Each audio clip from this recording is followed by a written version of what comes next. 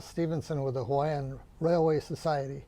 We've been talking in several of our recent programs about the importance of railroads to Hawaii's economic development. And today I'd like to talk about the interaction between the Oahu Railway and Land Company and the development of commercial agriculture in the ʻEwa district. As some of you may be aware, before Benjamin Franklin Dillingham got involved with ʻEwa, the Dowsett estate had been doing some ranching in the area. But the owner of the Ahupua'a, which was James Campbell, who had run the Pioneer Mill on Maui, wanted to do more with his property. And he realized, as did Dillingham, that in order to do more in terms of intensive agriculture, they needed two things. One, transportation, and two, water. Water was initially, as you may have seen, driving along the Fort Weaver Road, a rock that marks the rough location of the original artesian well. And then Dillingham came along, and the major way in the 19th century to carry goods long distances were railroads. So he basically had to get the capital together and also do some studies to justify the expenditure to put a railroad to the west from Honolulu. The first map that I'd like to show you today, or a photograph to illustrate this, is this particular map, John Papai'i. Recollections of the trails that existed in the late part of the 19th century. You notice that many of our modern roads, Kunia Road, Kamehameha Highway, even the H1 follow this rough path. And you can see that the areas to the right have more detail in them than to the left, and that was again because of water. The Pu'uloa area especially is dry, and that's a coral shelf, but areas closer to Pu'ukapule have rich alluvial soils that came down from the Waianae Mountains. So that will go ahead and affect how agriculture developed in the ʻEwa district commercially. The areas most Makai would have less agricultural potential than those more Mauka. The second illustration that I would like to show today, this is an actual map from 1930s. It shows the plantation mill, some military activities in the south of the train track, and the plantation in the center. You notice that the main way of traveling in this district was moved Makai because of the plantations. The H1 in Makakilo is basically closer to the 1800s route, but now because of the agricultural potential, the main passageway to Honolulu would be the train. It was moved more Makai. And this particular map will give you an idea. If you look at some of the details, the green is the ʻEwa plantation village, which was completely developed by the plantation. Originally, most of the residences in ʻEwa were in the Honouliuli area. They even moved the church from Honouliuli. You've got the orange mooring mast. You've got the red line of the main railroad of Oahu Railway and Land Company. You have some spurs. You can see an orange colored area in the upper center left, which went to both Fort Barrett, and they had ammunition storage, which actually still exists. The buildings do, concrete buildings, Mauka of the H1 freeway. You also have a couple of different stops that you can see, Jensen's Camp, and a few others marked over there to the left. And then they've got a couple of camps, Seven Mill Station and all, on the right. Now, as I mentioned earlier, showing on this third map how agriculture initially developed. What is not showing, I'll explain in a moment, but if you look on the upper center, you have some stripes, blue stripes. Those are rice fields, mostly done by the Chinese that started occupying the old lo'i that the native Hawaiians grew taro in. You have the orange, which is the sugar plantations. And I might mention this changes at times. Just above that center blue striped area was once a pineapple plantation, which you know perhaps today is Hawaii, that area. Then the the yellow is basically left as scrub because of poor agricultural potential. And then in between, there is something called sisal. Sisal was used for two purposes. It was used for women's hat decorations at the turn of the century, and it was also used for making rope.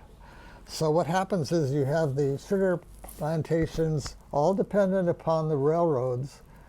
Same thing with the sisal plantations and even the pineapple plantations farther over toward Manana, that were all dependent upon the railroads to take their products to market.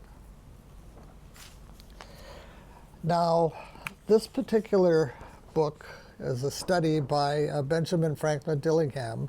What he had done is he had leased land from Campbell for sugar plantations and other types of economic activities. To make his plantation, make the plantations work, he had to work very closely with them. To make his railroad work, he had to have products to move to and from and supplies from the city. So, for example, he's trying to look into sisal production on that previously seen map. This is 1903. Now, to give you an idea of what sisal is, this particular photograph, those big plants look like they're blossoming out from a core and a pointed series of branches. Those are called sisal. They would grow a long stem up vertically, which you can see in the left center over there. And then you can see the kind of land that these plants could grow on. This is basically coral stubble. It could not support sugar cane. And that particular photograph, this is taken in 1925, may have been one of the Malcolm Mackay trails. One of them, the best known, is called the Malden Trail. Now, working on any kind of a plantation in the sun, especially out there in ʻEwa, is a challenge. This particular photograph shows a bunch of ladies from Asia, and I would suspect photograph is kind of hard to tell from the darkness, but if they're probably Japanese or Okinawan. And what they're doing is they're spreading out the fibers from the sisal plant, and they're going to let it dry in the sun. Notice they've got themselves pretty much covered because they don't want to go ahead and get sunburned. Must have been very uncomfortable in that, and again, they'd be doing this for hours on end. The next photograph shows us the product. This is what we usually call twine today. You may have used this to put your mailing packages together, etc. It holds weight very well, so if you want to go ahead and hold a package to the post office by the twine, you'd use this kind of thing rather than most of the plastic tape that we use today. But what happens is they had to go ahead and convert all that loose material that had dried out into a rope form, and this is sisal twine. Now, one of the other major areas of plantation life in ʻEwa specifically was ʻEwa Plantation. Now, the railroad got its royal charter from King Kalakaua in 1888. In 1890, the ʻEwa Plantation was incorporated, and in 1892, the OR&L reached ʻEwa Plantation. So this was all part of a master scheme. This is the first mill, much different in outlook than the later ones. Most people who would recognize this are long gone. For scale, you've got the two gentlemen over there. And look on the right, you'll see a railroad track, and you'll see a railroad boxcar. This is how intimately involved the railroad was with the sugar mills. Now, the next map is here specifically to have people drop a certain amount of myths about plantations. The plantations, when they started, were basically either ox cart or they were plantation-owned rails. Now, the plantation railway integrated with the OR&L. The blue on this line on this photograph is the main OR&L line. The red are the plantation main lines. So you can see that they interacted. They meet basically at the center of the mill where that vertical red line goes down toward the center. And what happens is the rails themselves for the plantations were of two types. They were the heavy-duty ones, not up to the abilities of the OR&L, but the biggest trains for the plantations were these red lines. But then again, what they had before trucks came in is they had portable track. And what that is a very light rail that they could go ahead and put the smallest trains on. People could carry the rail into an area, connect it to the red lines, and then fill up the box cars that could go ahead and take the cane and then put it all the way back to the mill. So you'll see some photographs in a few minutes of some of the agricultural innovations and mechanizations that the plantation had. But again, there were two railways, one owned by the OR&L, the common carrier, which could take the public, and then the red, which would be for the ʻEwa Plantation Company. The next photograph we have is an aerial of that bunch of that same area, and it'll give you an idea. This is in May of 1942. The areas that are kind of flat on the right and on the immediate bottom, those are sugarcane fields. The areas that are roughly bumpy, I guess for lack of a better term, from where the airfields are and to the Mackay side, that's all coral scrub, much of it unused. Now, what this is it shows you that the two things that the railroad, the OR&L, affected was, one, the plantation, which is that the OR&L main line is that you've got a kind of dark circle in the bottom right, and then it weaves over near the airport and then goes basically west. That's the main OR&L line. The plantation line is that other line over to the right. And one of the things that the plantation railroad occasionally served, but mostly served by the OR&L, were the military bases. Again, there was a line, a spur of OR&L up to Fort Barrett. There was a spur down to ʻEwa Field in the center. There was a spur toward Barbers Point, what became later the Naval Air Station.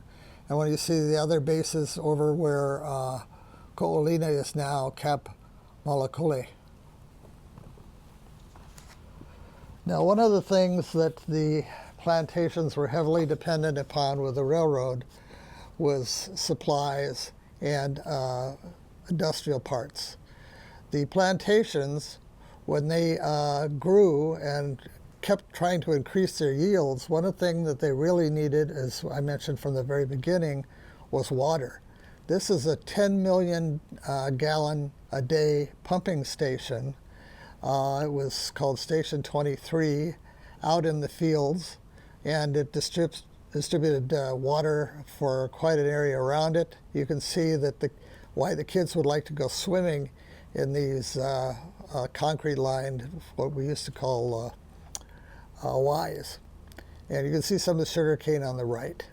So again, they would go ahead and have something like the Honolulu Iron Works design them a new pump and pumping lines and distribution systems, and then they would go ahead and have all the parts brought out on the OR&L.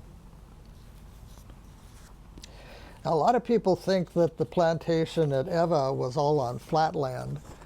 This particular photograph shows that they had to go ahead and build trestles.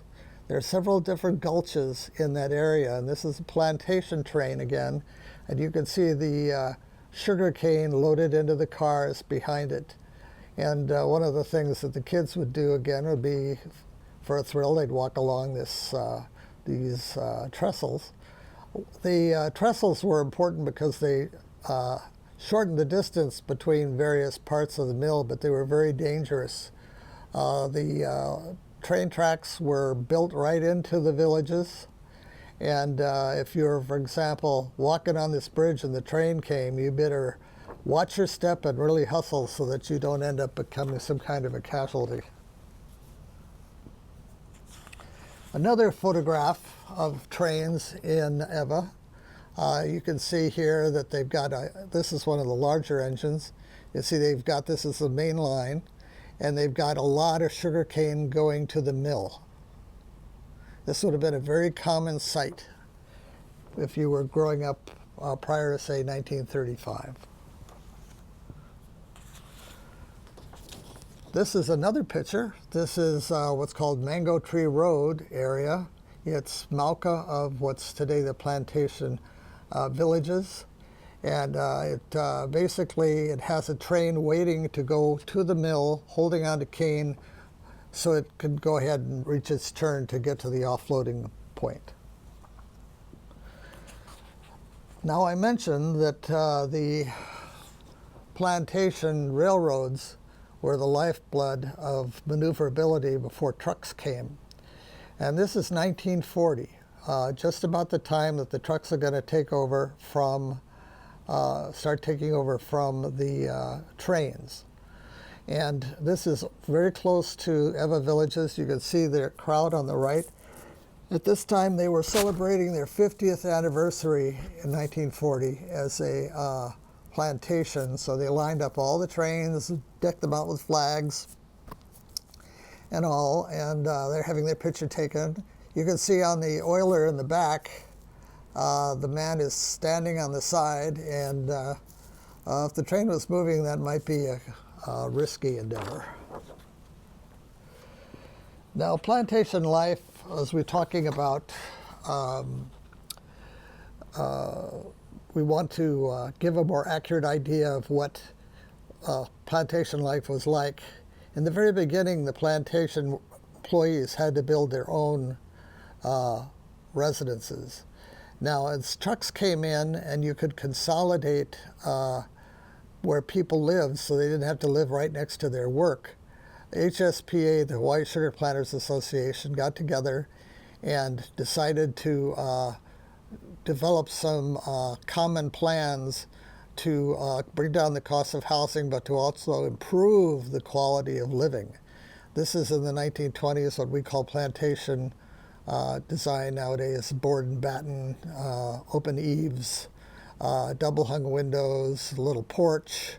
Eventually, these things also had kitchens and bathrooms inside of them rather than an outhouse system.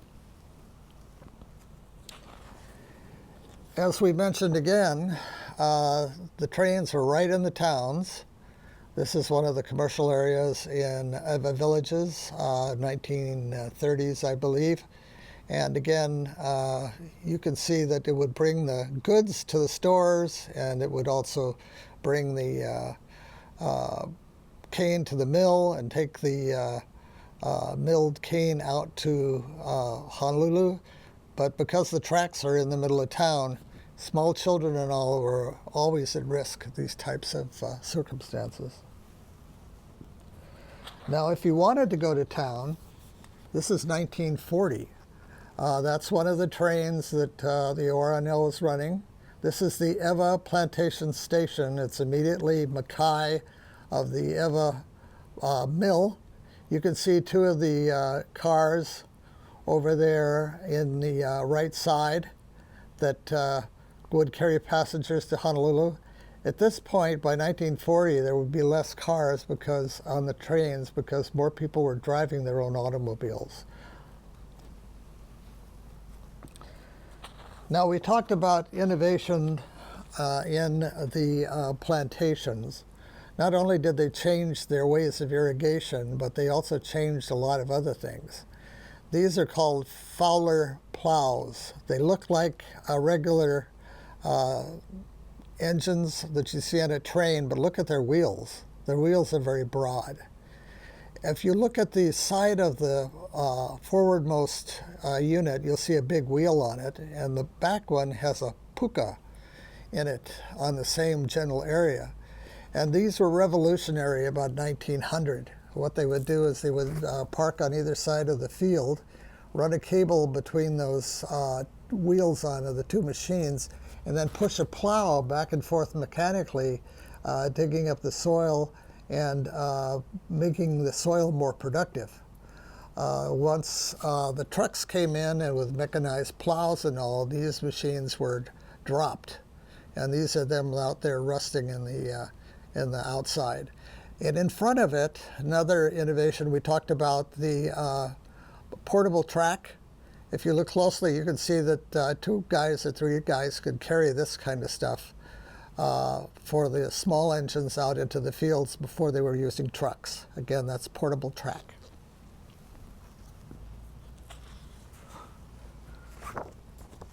I think we showed this one earlier again, but what I want to mark about this particular one too, I forgot to mention, was notice the right-of-way along the track.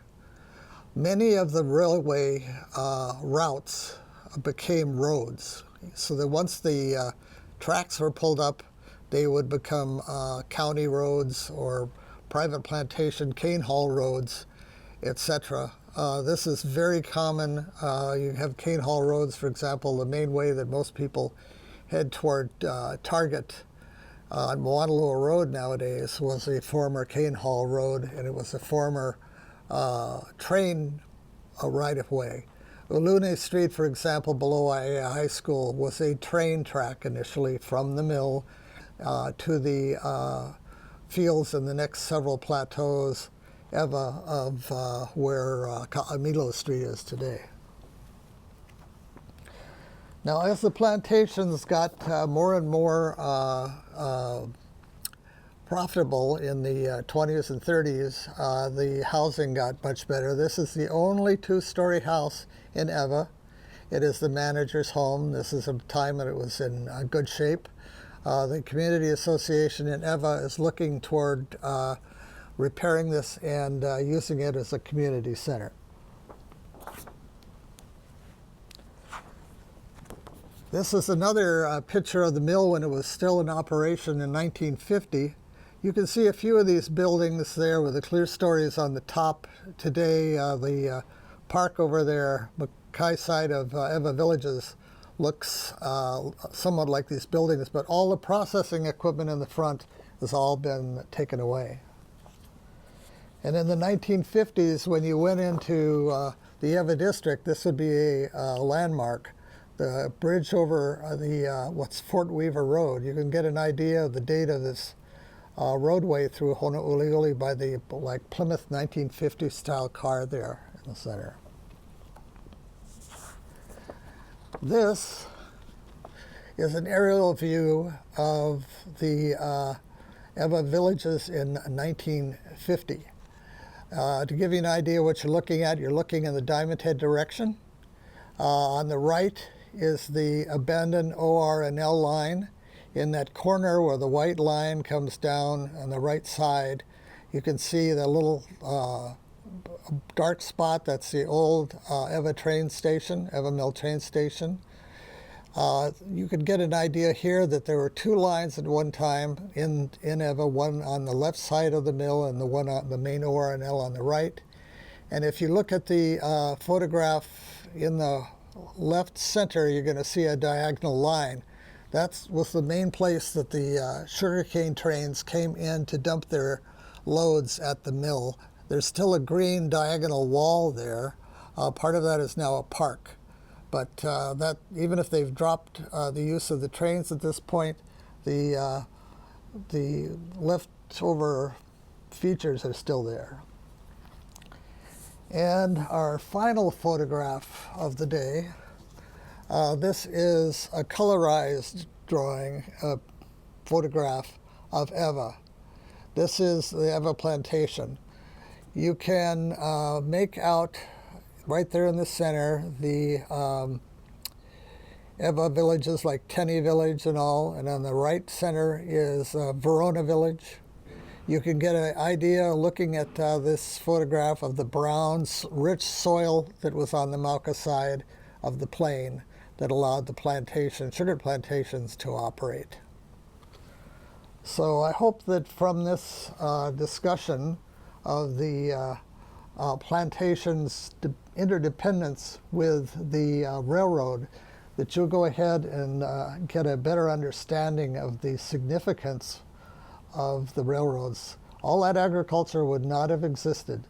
And even more importantly, most of our people in Hawaii would not be here if it weren't for the plantations, which were dependent upon the railroad, because the plantations needed to import labor from all over the world, and that has given us our local culture. So again, if you're interested in learning more about the railroad, we suggest that you go ahead and visit us out in ʻEwa. We have a lot of facilities, including a train ride along the Waianae coast, like your great-grandparents might have gone on. We have 2 toy train museums based upon different gauges. And we have a lot of exhibits, and we're in the process of planning more exhibits. So you're all welcome to come, and thank you very much for spending time with us today talking about railway in Hawaii. Thank you so much. Goodbye.